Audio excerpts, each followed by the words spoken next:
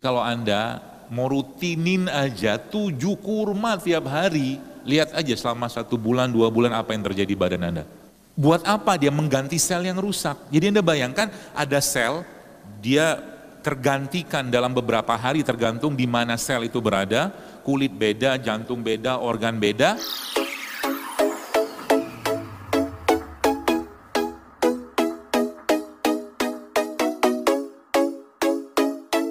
Nabi itu makan apa, minum apa, situ sebenarnya. Ya, makanya kalau saya sekarang di sini saya tanya, jadi itu siapa di sini yang nggak suka labu? Nggak suka labu? Coba angkat tangan. Nggak usah angkat tangan deh. Bola banyak. Suka labu nggak? Saya nggak suka. Pertanyaannya saya sekarang, bagaimana cara saya membuat saya suka labu, kan gitu kan? Kalau udah pakai perangkat atau ya aplikasi syariat gampang.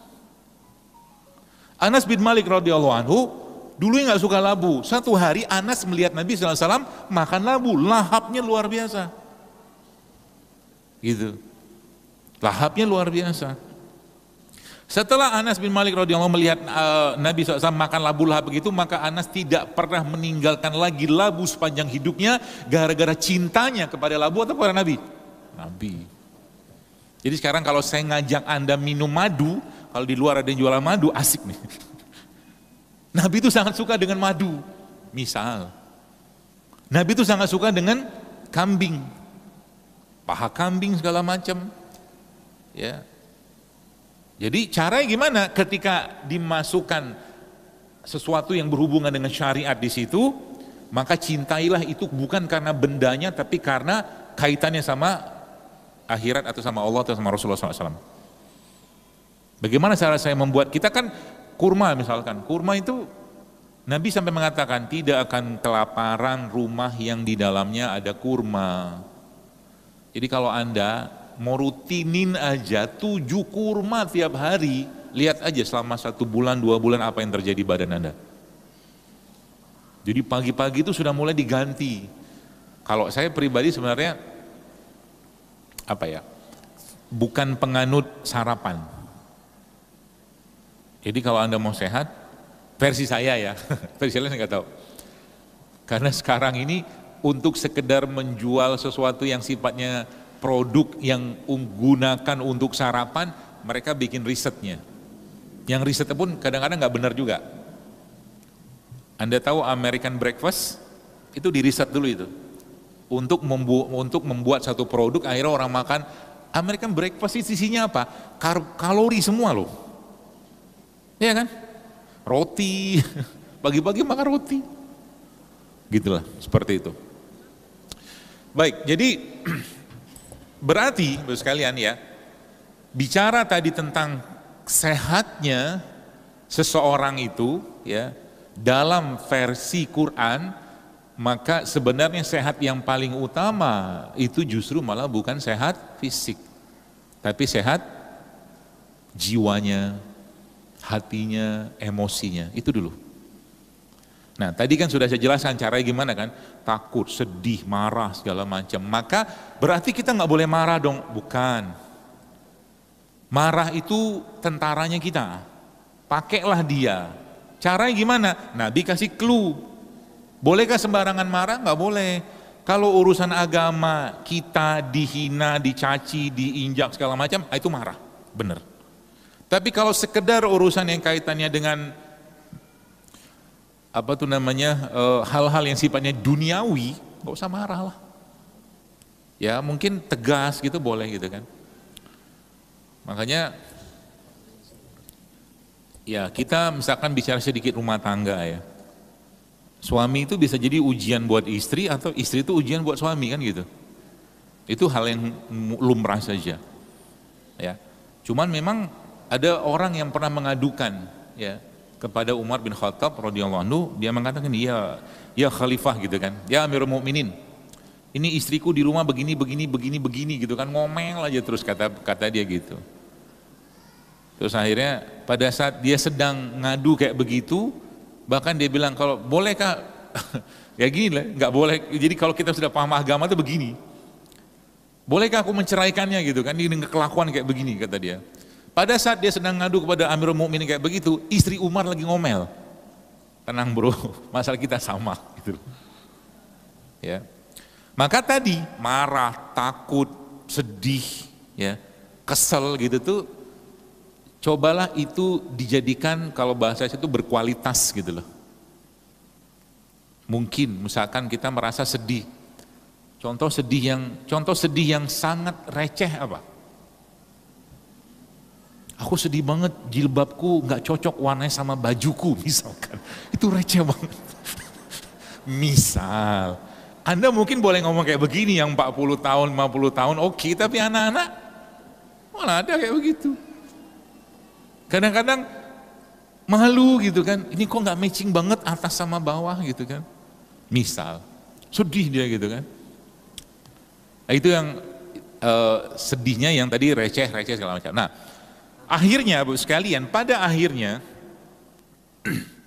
ketika kita bicara hati yang baik, jiwa yang baik, dan Quran memberikan pedoman tentang itu ya, maka akan muncullah satu output dari situ berupa apa? Berupa akhlak, berupa adab. Maka ada seorang atau Nabi mengatakan bahwa betapa aku melihat di surga itu, kata Nabi, banyak yang masuk surga itu, kata Nabi, bukan karena amalnya, rahmat Allah pasti ya, ampunan Allah pasti, tapi kata Nabi itu maksudnya menjelaskan banyak yang masuk surga itu gara-gara akhlak. Kalau hatinya benar, akhlaknya pasti bagus. Gitu. Belajar akhlak itu dari mana? Iya dari Nabi lah pasti. Ya. Bicara keluarga, misalkan kita bicara keluarga, bagaimana berkeluarga, Quran sudah menjelaskan. Makanya dalam surat Ali Imran itu ada hal yang menarik di situ. Waktu Allah mengatakan innastofa Adam, kata Allah, innastofa Adam wa Nuh, kata Allah. Kami telah memilih Adam, kami telah memilih Nuh. Wa ala ali Ibrahim wa ala ali Imran, wa ali Imran, gitulah. Kami memilih Adam, kami memilih Nuh. Dan kami memilih Ibrahim, keluarganya Ibrahim dan keluarganya Imran. Ayat ini menarik buat saya. Kenapa menarik? Karena di Adam sama Nuh Allah tidak pakai kata Ali. Pernah lihat ayat itu? Allah nggak pakai kata Ali di Adam sama Nuh. Kenapa? Karena di Adam sama Nuh, Nabi Adam, Nabi Nuh itu manusia mulia pastinya. Tapi untuk menjadi teladan kita dalam urusan keluarga, Allah menyuruh kita ke keluarga yang lain, yaitu keluarganya Ibrahim dan keluarga Imran. Akhlak, adab. Ya. Makanya bicara tentang makanan, Bapak-Ibu sekalian, ya. Misalnya kalau selesai nih ya, akhlaknya, adabnya, hatinya segala macam, itu yang kita makan itu sebenarnya sangat berkaitan dengan emosionalnya kita. Ya. Makanya tadi kalau Anda baca atau dengar tadi kalimat disampaikan oleh Ustadz tadi waktu menjelaskan wa kulu mimma fil ardi halalan thayyiban wala tattabi'u khutuwati syaitan. Ini ayat sudah berulang-ulang saya ulang. Allah menyuruh kita makan halal dan baik, kata Allah kan gitu kan. Tapi Allah bilang kita apa? Wala tattabi'u khutuwati syaitan, jangan ikuti langkah syaitan. Karena setan itu ayat berikutnya Allah menjelaskan, karena setan itu mengajak kalian, menyuruh kalian kepada perbuatan keji dan mungkar. Oke, ini ada makanan halal, makanan baik, jangan ikuti langkah setan karena setan menyuruh perbuatan keji dan mungkar. Oke, kita bikin antitesisnya. Berarti, nah lihat, kalau ada orang makan yang tidak halal dan tidak baik, ya, dia akan mengikuti langkah syaitan. Sampai kemana? Sampai ke perbuatan keji dan mungkar, gitu. Jadi perintah makan yang halal dan thayyib itu bukan dari kita, bukan dari manusia, tapi dari Allah. Masalah zaman sekarang kita nggak ngerti yang thayyib itu apa, ya. Sehingga yang dimakan kebanyakan, saya sering sebutnya itu kebanyakan sampahnya, ya, sampahnya. Jadi contohnya begini. Kalau Bapak Ibu sekalian, ya gini, manusia kita nih ya, kita ini bagian terpenting kita itu inti sel, gen DNA kayak begitu. Nah itu mereka semua punya bahan pembentuk dasarnya atau bahan penyusunnya namanya asam amino. Oke, pertanyaan saya sekarang, di mana kita bisa dapatkan asam amino dengan komposisi terbaik yang Allah ciptakan di alam ini? Madu, kurma, habatus sauda, air kelapa, itu isi asam amino semua itu. Ya. Buat apa dia mengganti sel yang rusak? Jadi Anda bayangkan ada sel, dia tergantikan dalam beberapa hari tergantung di mana sel itu berada, kulit beda, jantung beda, organ beda. Nah, maka ketika dia membutuhkan bahan bakunya, ya, yang dimakan itu bukan bahan baku, yang dimakan justru malah makanan yang tidak pas, yang tidak toyib bahasanya kita, konslet dia. Kalau sudah konslet apa yang terjadi? Ini pasti masalah. Ya, contoh. Anak-anak berkebutuhan khusus, autis lah misalkan ya, atau ADHD gitu kan. Kalau Anda buka datanya, mereka itu dicek di lab ya, kalau ada yang, saya pernah lihat soalnya. Itu yang saya temukan di mereka itu banyak kandungan-kandungan logam beratnya. Di darahnya segala macam itu kan. Kita nggak bahas penyebabnya lah, itu panjang sekali pembahasannya. Tapi saya maksudnya logam berat. Nah, logam berat itu gini Bapak sekalian. Ini reseptor. Ibarat kata Allah sudah kasih reseptor untuk kita. Bentuknya ada yang begini, ada yang begini, gitu-gitulah. Nah, bahan makanan itu ya, ketika masuk dia klop gini, kunci dia. Muncullah produksi sesuatu dari hasil ketemu reseptor dan bahan baku tadi. Anda bayangkan kalau ini keliru, reseptornya begini, masuklah dia yang menyerupai, katakanlah dia butuh asam amino misalkan isoleusin atau mungkin rumusnya itu ABC, harusnya masuk ABC ke sini, tiba-tiba masuk DEF, nipu si reseptor, akhirnya reseptor kalang kabut. Ya, kalang kabut akhirnya yang diproduksi oleh reseptor bukan hormon yang sebenarnya. Itu kalau dalam bahasa orang-orang nutrisi itu namanya mimikri. Salah satu mimikri paling banyak itu ada pada logam berat. Ya. Logam berat itu di mana? Banyak. Banyak. Kalau saya sebutin nanti pusing Bapak Ibu. Cukup saya saja yang pusing mikirin ini. Banyak. Paling gampang di mana? Tiap hari loh kita makan. Beras. Pestisida. Makanya zaman dulu orang bisa minum air tajin. Kalau sekarang air pestisida iya. Terus kami nggak makan beras kan gitu. Banyak ya. Kosmetik ada juga. Ini belum lagi makanan-makanan kemasan itu ya. Waduh, mengerikan. Nah, sedikit spillnya sedikit supaya kita tahu keadaan zaman sekarang itu ya. Kan tadi ada kata-kata khutuwat. Wala tattabi'u khutuwat. Khutuwat itu bahasa kita gampangnya langkah-langkah strategisnya setan. Khutuwat. Allah Subhanahu wa taala Bapak Ibu sekalian memberikan ada beberapa ayat yang menjelaskan tentang khutuwat. Ya. Di surat An-Nur itu tentang kesucian. Ada khutuwat. Di surat Al-Baqarah juga ada tentang keimanan.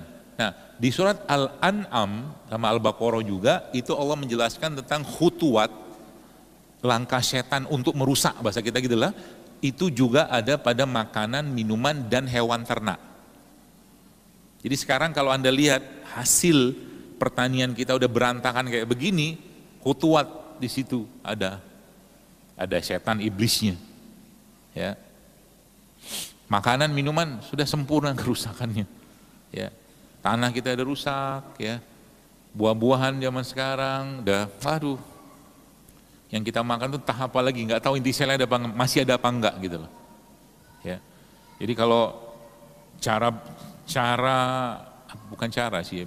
Kalau Anda mau tanya misalkan Anda di depan saya ini, Ibu, Bapak sekalian ngasih saya anggur, misal ya, terus Anda kasih jeruk sunkist, misal, sama Anda kasih saya air kelapa. Kira-kira saya pilih mana? Kenapa saya pilih air kelapa? Karena banyak postingan dokter tentang air kelapa gitu, bukan. Yang saya tahu sampai detik ini di Indonesia, kelapa itu masih belum disemprot, itu aja. Jadi dia masih aman, ya. Dan saya bersyukur sekali disemprot, ya kan. Jadi orang tanam kelapa, sana tanam aja, tumbuh aja. Yang orang bilang tanah kita tanah surga gitu loh. Kalau yang ini, anggur ini, dikirim dari mana? Juruk Sankis, katakan, dikirim dari mana? Kita nggak produksi gitu kan. Jadi kalau ditanya berarti makanan terbaik bagi penduduk negeri itu apa? Yang Allah ciptakan di situ. Udah. Itu yang toyibnya aja, sekarang itu pun nggak toyib. Pisang misalkan. Saya kadang-kadang pisang itu kan kok kinclong banget, kayak perawatannya rutin gitu loh. Pisang-pisang kuning itu. Nggak usah sebut mereknya lah. Kok kinclong, kayak mungkin ini setiap bulan perawatan di pisang ini. Pergi ke klinik kecantikan gitu, kok cantik banget gitu loh. Padahal pisang versi kampungnya, ya ada ulet-uletnya sedikit, ada jamur-jamurnya sedikit, tapi dalamnya bagus, gitu, ya. Contohnya begitu. Jadi udah berantakan, ya. Jadi kalau ikan misalkan, ini contoh ya, toyib versi saya, mohon maaf. Kalau Anda sajikan saya ikan lele, ikan gurame, misal gitu kan, sama ada ikan kerapu, kira-kira saya makan apa? Saya makan kerapu. Kenapa saya makan kerapu? Karena ini ternak. Kalau udah ternak, pakannya gimana? Udah berantakan juga. Kalau kerapu ikan laut paling tidak ya oke lah, lautnya nggak bersih-bersih banget, tapi dia hidup alami.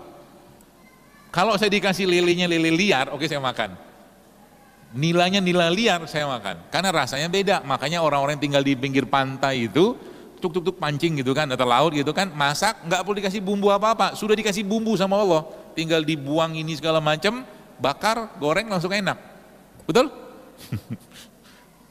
Jadi zaman sekarang, karena khutuatnya luar biasa, bahkan rasa saja kita butuh rasa yang bukan alami lagi, pedasnya sintetik, manisnya sintetik, kebayang nggak? Akhirnya yang kita makan itu kebanyakan rasa-rasa yang palsu, sehingga hidupnya penuh dengan kepalsuan. Masuk? Tidak tahu lagi. Tanya sama anak-anak zaman sekarang, tahu secang nggak? Nggak tahu secang dia. Temulawak tahu nggak? Tahu. Yang tahu apa? Mochaccino, frappuccino, caramel latte. Itu yang tahu. Yang diminum apa? Anda lihat itu minuman-minuman kekinian itu, satu botol itu, satu gelas itu, gulanya berapa banyak? Subhanallah. Khutuat, gitu. Saya nggak tahu di sekolah di sini seperti apa, sudah diterapkan, tapi ya keadaannya kayak begitu. Ya, berantakan. Akhirnya yang terjadi apa? Jadi generasi yang rapuh. Ya. Rapuh. Sama alam dekat nggak? Jauh. Karena hujan beberapa tetes demam. Ya, gitulah contohnya ya. Jadi bicara tentang sehatnya kita ini secara ruhiyah kita, secara jiwanya kita, secara jasadnya kita tuh, kata kunci yang saya temukan cuma dua. Dekatlah dengan Allah dan dekatlah dengan alam. Udah itu aja. Dekat sama Allah, dekat sama alam. Dekat dengan Allah bentuknya gimana? Untuk menjaga diri kita, hati kita, emosi kita, jiwa kita terkendalikan. Gitu kan. Apa-apa kembaliin sama Allah. Kembaliin sama Allah. Itu yang pertama. Dekat sama Allah maksudnya apa? Ya paling gampang apa ya? Jangan banyak makanan olahan, itu aja pesan saya. Jangan banyak makanan olahan. Yang sekarang itu ada namanya processed food, makanan olahan, ada namanya ultra processed food. Itu lebih gila lagi tuh. Gak ada lagi asam amil, udah gak ada. Yang mereka tulis di nutrition fact-nya itu kewajiban aja. Gitu. Itu yang dimakan anak-anak kita. Gitu. Bahkan bapak ibu yang edisi lama ya. Edisi lama tuh yang dulu gak kenal pizza, makan pizza tuh muntah. Misal gitu kan. Kecuali mungkin memang pizza ya pizza standar lah ya. Dan saya kadang-kadang lihat, aduh jajanan kayak begitu tuh. Ya begitulah adanya, sehingga dia tidak memberikan asupan nutrisi yang benar. Gak ada mineralnya, gak ada vitaminnya, gak ada asam aminonya, gak ada enzimnya. Ya, berarti caranya gimana perbaikinya? Ya kembalikan ke alam tadi itu. Kembali ke alam itu seperti apa bentuknya? Benar-benar ke alam. Ya misalkan lagi hujan, suruh mandi hujan, mandi bareng-bareng, gitu. Ya, makanya kalau nanti lihat di internet, ya. Ada survei di dunia, udah lama survei ini, namanya Blue Zone Country. Apa itu Blue Zone Country? Blue Zone Country itu adalah kota-kota yang usia harapan hidupnya tinggi. Ya, di mana dia banyak? Di Indonesia ada nggak? Nggak ada. Nggak ada. Ya, padahal Indonesia ini sebenarnya, subhanallah ya. Ya kalau negeri kita ini negeri yang sangat mudah untuk hidup sehat, beneran. Allah, sangat mudah. Ya, saya itu kadang-kadang takut-takut aja nanti suatu hari kelak, udah kejadian nih. Ada teman saya kemarin, dia minum beras kencur di mall, 40.000 sebotol itu. Sepertinya memang harus dimahalin, biar kita ada effort sedikit, sebab terlalu murah juga nggak ada nilai gitu, kadang saya mikir gitu. Ya, seperti itulah. Jadi Blue Zone Country itu salah satunya, nanti coba lihat, itu di Okinawa Jepang. Ya, ada banyak di Korea, ada di daerah Amerika, tapi nggak semua ada. Kemudian di Venezuela atau di mana, ada beberapa tempat. Ya, itu ada tuh. Itu menarik menurut saya ya. Kenapa menariknya? Karena yang mereka makan itu, jadi kalau ditanya kenapa Anda umurnya panjang-panjang dan sehat-sehat gitu kan, umur 90 tahun masih bisa masukin benang ke dalam jarum tanpa kacamata loh. Gitu. Makanya saya sejatinya, saya kalau ngikutin istri saya sudah sering banget suruh pakai kacamata, nggak mau, saya bilang, saya tidak mau pakai kacamata. Emang bisa kelihatan? Masih kelihatan. Caranya gimana? Saya sering-sering aja lihat langit, latihan mata. Langitnya dilihat, dipandangin gitu kan. Sambil didoain. Allahumma inni a'udzubika. Doa lihat langit tau. An adilla au udhalla au azilla au uzalla au azlima au uzlama au ajhala au yujhala alai. Itu doa lihat langit. Aku berlindung dari bodoh dan dibodohin, zolim dan dizolimin, disesatkan dan menyesatkan orang. Itu doa lihat langit yang itu dilakukan oleh Nabi SAW. Ya, jadi mata nih pakai kacamata kenapa? Ya karena kita nggak jaga matanya, gitu. Ya, bisa nggak pakai kacamata lagi? Bisa sebenarnya, gitu. Ya, nah Okinawa itu Bapak sekalian, subhanallah ya, yang mereka lakukan, Anda tahu kenapa bisa rahasianya kayak begitu? Ternyata orang Okinawa itu demen banget makan atau minum kunyit.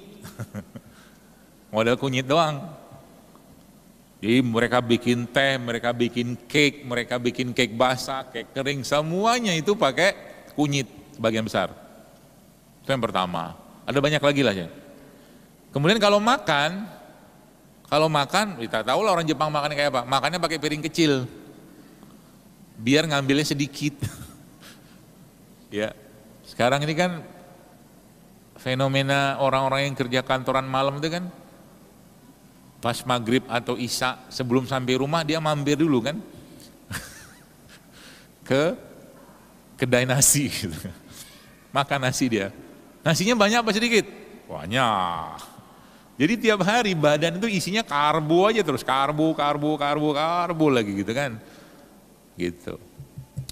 Nah, itu satu, kunyit. Yang kedua, ternyata orang-orang di Okinawa itu salah satu yang mereka konsumsi itu rutin ya, adalah ubi ungu.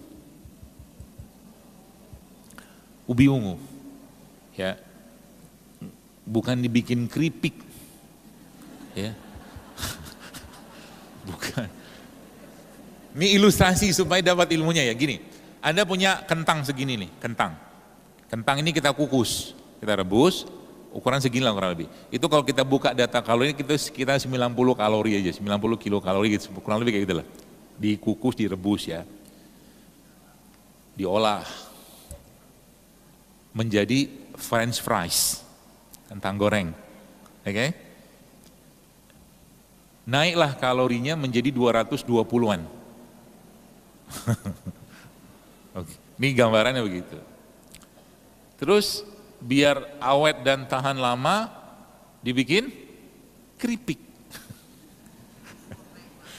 Goreng lagi kan? Naik jadi 330-an. Ais, mantap ini, kita cocol pakai saus. Minumnya, minuman kemasan. Isinya gula lagi. Ada enzim nggak di situ? Ada. Ini belum cerita alat masak ya, belum. Teflon, magic jar kita, semua teflon kan? Teflon itu Anda baca datanya deh. Seingat saya, beberapa data menyebutkan teflon itu karsinogenik, pemicu kanker. Gitu. Makanya sekarang sudah mulai ada magic jar atau apa magic comb apa gitu nama itu tuh yang dari stainless steel kan. Sama nama magic comb yang apa namanya slow cooker. Slow cooker itu nanti bisa dapat air tajinnya. Ya, tapi jangan pakai beras biasa. Pakailah beras yang bagus. Jadi kalau ada orang ngajak Anda hidup tidak sehat, jangan ya dek, jangan ya dek ya. Apa gitu? Nah, gitu ya. Jadi berarti caranya gimana? Ya mulai kita berkenalan dengan makanan-makanan yang thayyib itu. Saya sih ngarepin ya sekolah-sekolah itu sudah mulai bikin ya dispenser, entah air madu, entah air rimpang, air wedang, tapi dibikin enak. Maunya gitu, sehingga dikenalkan lagi itu semua. Karena apa? Lidah kita ini udah berantakan reseptornya gara-gara makanan olahan. Udah berantakan. Ya. Jadi kalau sudah bicara tentang makanan aslinya itu kan ada rasa aslinya. Ya. Rasa asli itu muncul dari mana? Dari tanah yang baik. Contoh mungkin kita bicara jeruk. Jeruk zaman dulu sama jeruk zaman sekarang udah beda banget. Jeruk zaman dulu dikupas, aromanya keluar. Zaman sekarang dipencet-pencet pun nggak keluar tuh aromanya. Betul? Betul. Gitulah ya. Jadi dia khutuatnya sudah sempurna sekali gitu loh. Jadi kadang-kadang saya bingung nih bener ini dari mana gitu. Ya lagi-lagi ya pakai kaidah Quran aja. Benerin dari diri kita dulu deh. Nanti masuk ke keluarga sampai baru ke negara. Kurang lebih kayak begitu. Ya.